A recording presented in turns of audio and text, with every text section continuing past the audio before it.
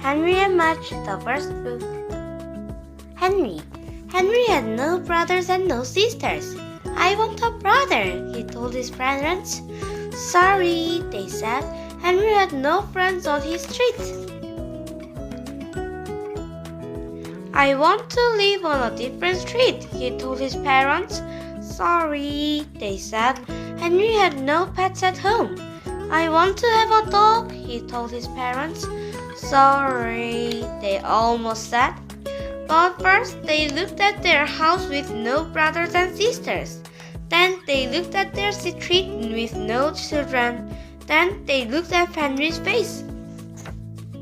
Then they looked at each other. Okay, they said, I want to hug you, Henry told his parents, and he did. Mudge. Henry searched for a dog.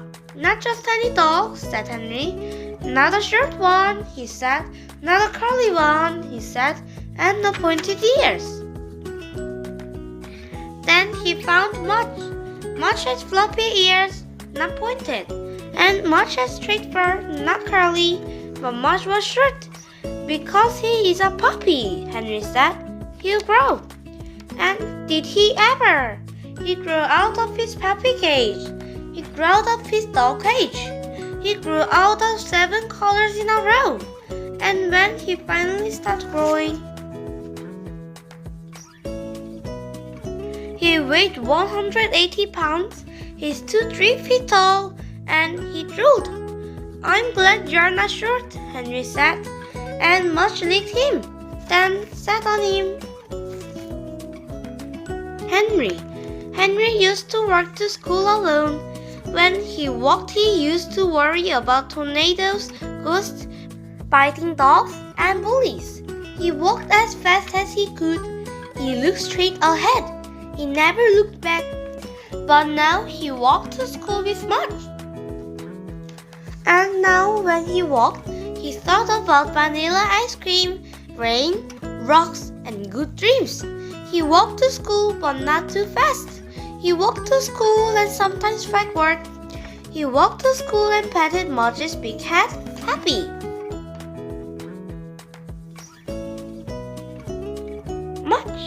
Mudge loved Henry's room.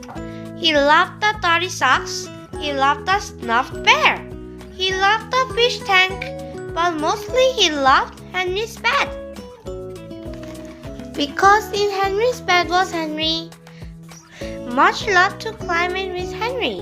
Then he loved to smell him. He smelled his lemon hair. He smelled his milky mouth. He smelled his soppy ears. He smelled his chocolate fingers. Then he put his head behind Henry's bed. He looked at the fish tank. He looked at the bear. He looked at Henry. He licked him and he fell asleep. Mudge.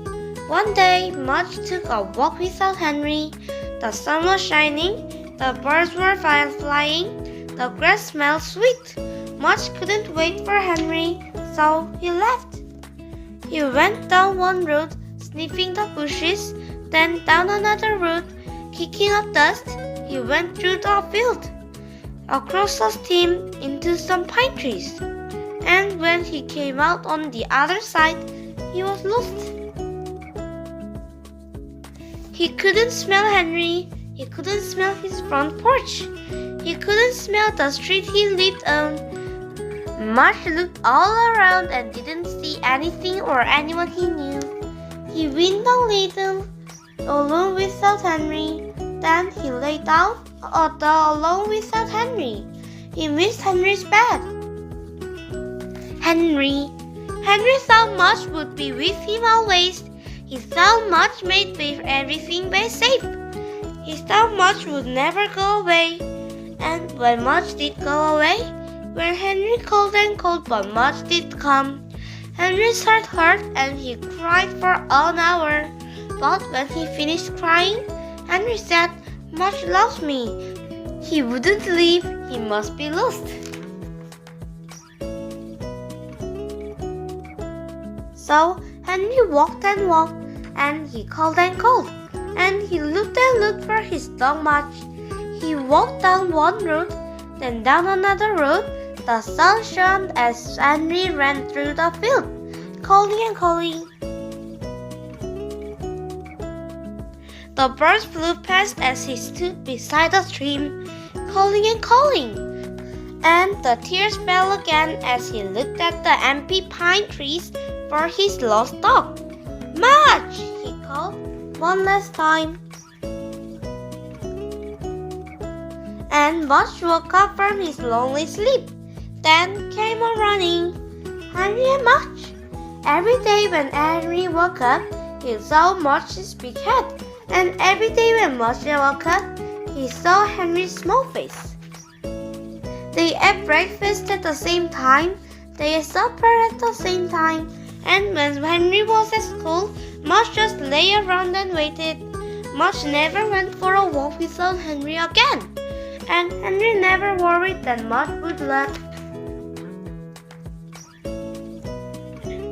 Because sometimes in their dreams, they saw long sand lots, big white fields, deep streams, and pine trees.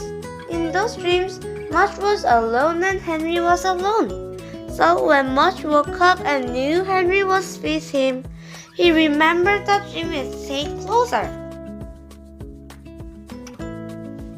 And when Henry woke up and knew Mudge was with him, he remembered the dream and the looking and the calling and the fear, and he knew he would never lose Mudge again. The end.